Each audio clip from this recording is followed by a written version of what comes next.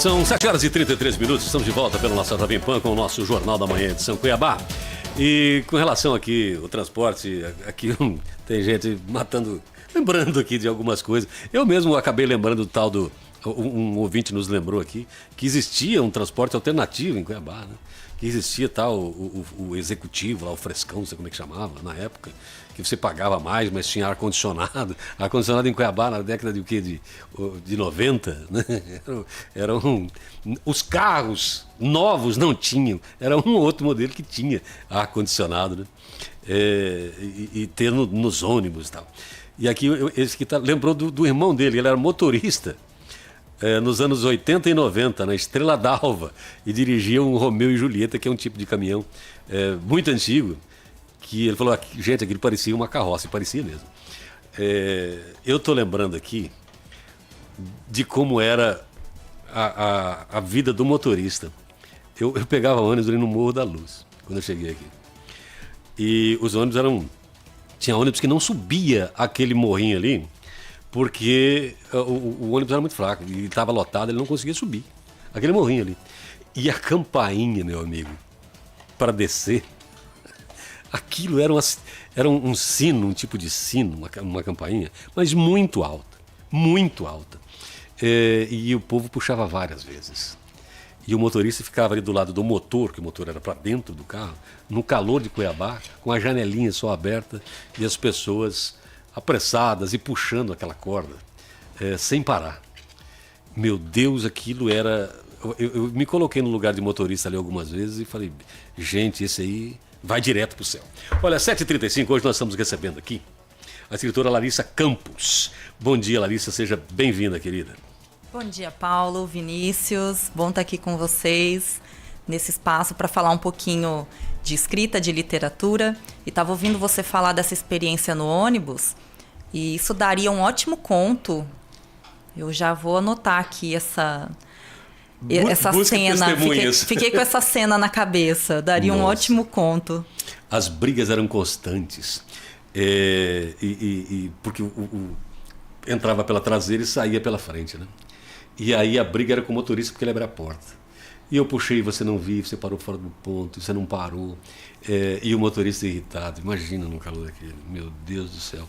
Uma briga, as pessoas não são educadas hoje. Vai num terminal André Maggi lá e tenta pegar uma fila para você ver. Faz tempo que eu não faço isso, tá? Mas eu já fiz.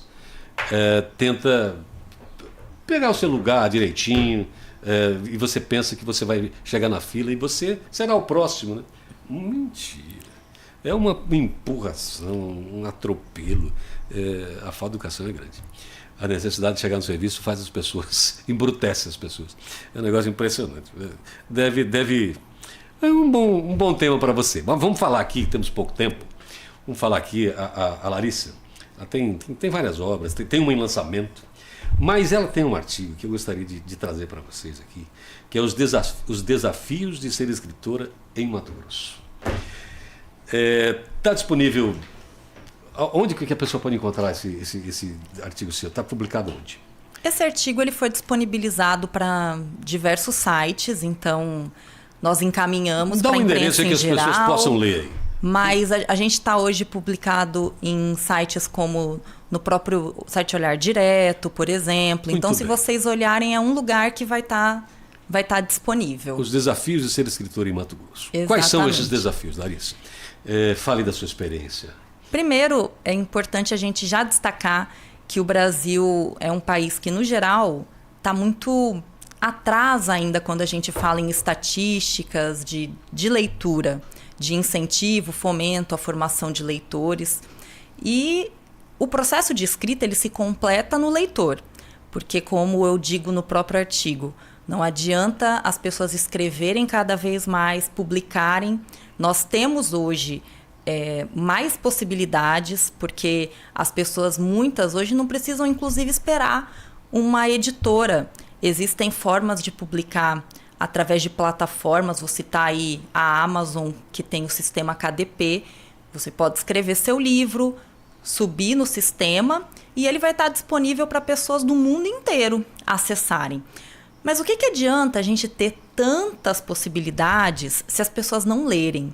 Então, esse processo de formação, de fomentar a leitura, ele é fundamental. E aqui no nosso estado, a gente tem particularmente algumas questões, porque Mato Grosso é, de fato, um estado muito desenvolvido em determinados aspectos, mas a gente ainda enfrenta desafios como, por exemplo, hoje nós não temos no nosso estado um festival literário, como existem em várias outras cidades do Brasil. Para você ter uma ideia, no interior de Minas tem tantos festivais literários que eu não sei nem nominar. Várias cidades, Poços de Caldas, Araxá, são várias as cidades que desenvolvem projetos literários que atraem pessoas do Brasil inteiro. Então, hoje, para eu participar e me inserir nesse mercado nacional, eu preciso sair de Mato Grosso, ir para outro estado, fazer todo um investimento. Ano passado mesmo, eu fui para a Feira Literária Internacional de Paraty, no Rio de Janeiro. E é todo um investimento que a gente tem que fazer para sair daqui, para conseguir expandir um pouco mais o nosso trabalho. Então, tem essa questão também. Se você olhar uma coisa básica, né? A gente tem poucas livrarias, o que também... fechando, inclusive. Exatamente. O que também evidencia toda essa situação. Então, se você andar nas ruas, você já não encontra muitas livrarias, por exemplo, de rua, que você pode sentar ali, fazer sua leitura, conhecer outros autores. E isso acaba também dificultando a circulação do livro, a formação de leitores.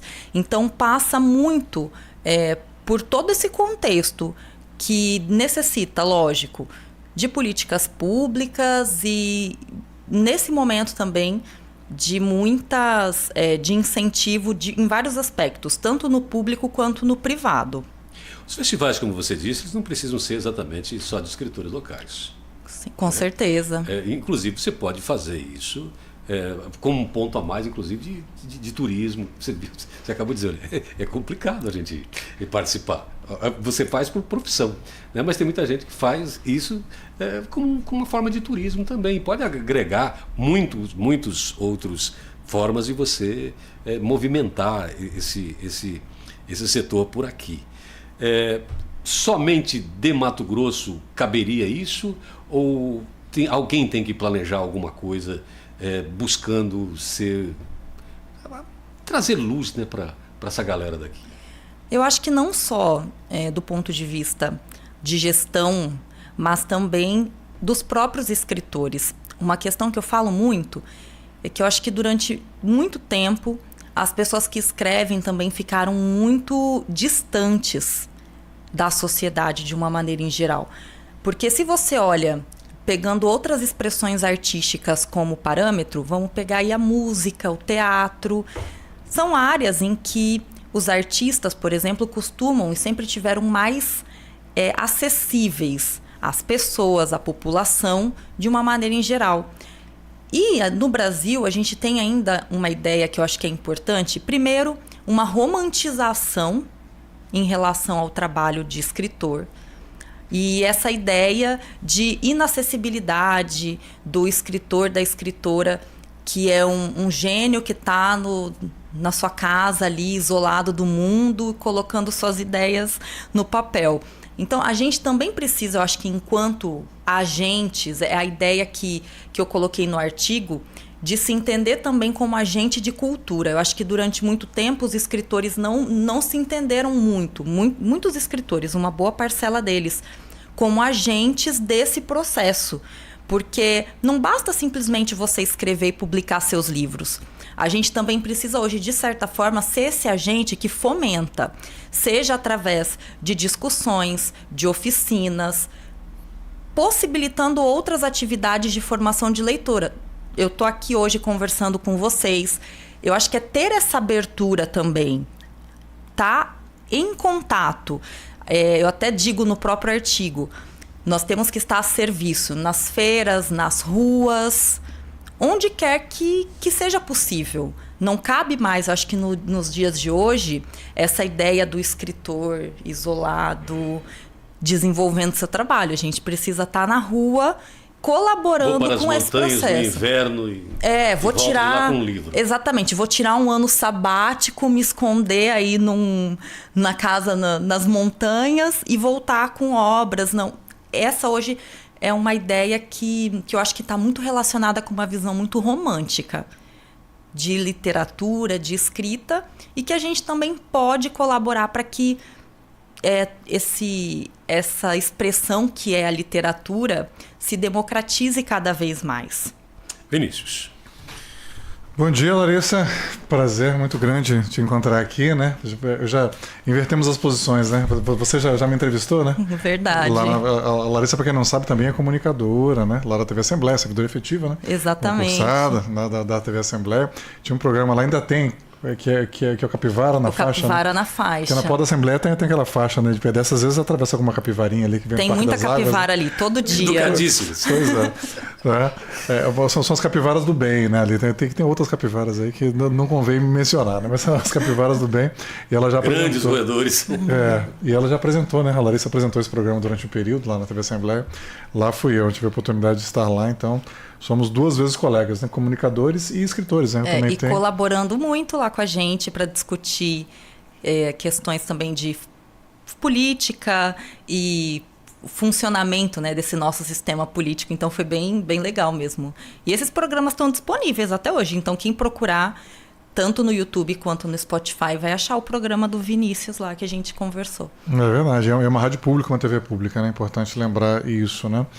Mas assim, então nós somos 2 vezes colegas, né? Comunicadores, e também eu tenho 5 livros, não são na área de literatura, né? São na área mais técnica, né? Livros técnicos científicos, né? Mas sou um escritor também, né? Mas o que eu quero te perguntar qual é a tua obra, né? Vou perguntar, né? do que você aborda. Que é o título de um livro do Mário Sérgio Cortella. Qual é a tua obra, né? Até em julho ele vai estar aí, né? Sobre o que você trabalha e você aborda? Quais temas, Larissa? Como livro de autoria minha, exclusivamente minha, né? Eu estou agora com o meu 2º livro. Eu já tinha muitas participações em coletâneas, trabalhando geralmente nos gêneros de crônica e conto. E o meu primeiro livro eu publiquei em 2022.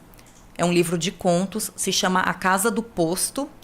E é um livro que, embora as histórias sejam de ficção, elas foram inspiradas num momento da minha vida, da minha família, que é uma história que conversa com muitas pessoas daqui do nosso estado. Quando a gente veio para cá, nós chegamos aqui e moramos durante 4 anos num posto de combustível de rodovia. Meu pai veio para cá para trabalhar nesse posto, que foi aqui. Na verdade, essas memórias desse período inspiraram esse livro que chama A Casa do Posto, esse livro de contos. Então, eu criei histórias a partir das memórias, das lembranças desse período que a gente viveu realmente. Então, é aquela questão desse ambiente de pátio de posto de combustível entre caminhoneiros e toda aquela...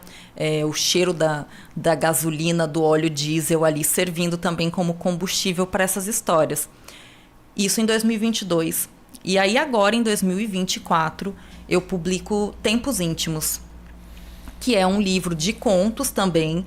Então, nessa categoria, nesse gênero que permite a construção ali de histórias breves. Então, esse livro que eu estou lançando agora, ele tem 24 histórias. E, embora, né, é um livro que foi escrito na pandemia, ele não fala diretamente sobre esse período, mas os personagens que eu criei ali, eles dialogam com muitos sentimentos, com a solidão, a reclusão, o esquecimento, aproximações, afastamentos, que são temáticas ali que com certeza conversam com esse período, com sentimentos e processos que foram experimentados por mim e por muita gente nesse período. Essa obra que eu estou lançando agora, ela foi selecionada para publicação no edital Estevão de Mendonça, da Secretaria de Cultura, Esporte e Lazer de Mato Grosso, a Secel, no edital de 2022, e aí foram quase 2 anos de trabalho para que essa obra agora chegue até o público, numa edição em que eu tenho, é importante destacar, o apoio e a participação da Dani Dias, é uma ilustradora daqui de Cuiabá, que ela fez ilustrações para cada conto.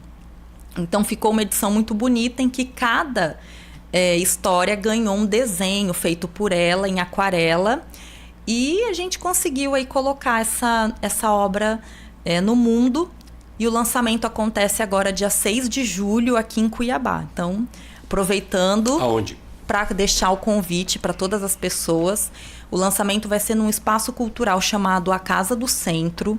Fica na região da Praça da Mandioca, ali no Centro Histórico de Cuiabá.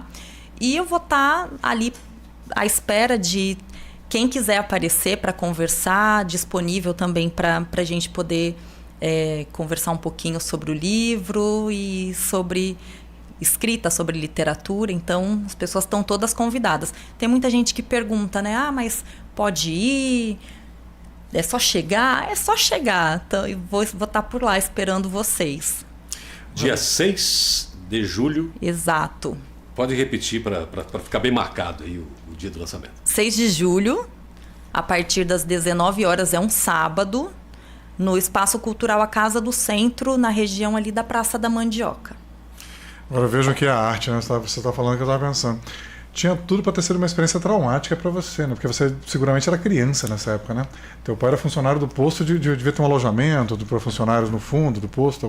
Você morava no posto, né? A gente morava no posto. Na verdade, essa história é muito engraçada, porque tanto que Esse posto existe ainda? Esse posto existe. Não Fica na rodovia... Não é o Gil, não. Não é o São Mateus. Não é o São Mateus, não. Não. Não é o Gil, né? Lá. Esse posto Nobre. existe, ele fica na rodovia dos Imigrantes. Hoje é um posto que faz parte, não sei se tem problema eu falar rede, essas coisas. Não tem problema, não tem problema. Faz parte da rede Locatelli. E fica na rodovia dos Imigrantes, próximo ao trevo que vai para Santo Antônio de Leverger. Fica ali naquela região. E na época, a gente morava nesse posto, que eu chamo, na experiência do livro, de casa-escritório, porque a gente morava no escritório do posto. Havia ali algumas peças que estavam desocupadas e o dono falou, até vocês encontrarem uma casa, podem morar aí. O problema é que a gente achou que ia ser mais rápido o processo e acabamos ficando 4 anos morando no escritório do posto. Então, isso rendeu muitas histórias, muitos contatos ali com pessoas que, até hoje, quando eu converso com os meus pais e tudo, a gente lembra de muita coisa.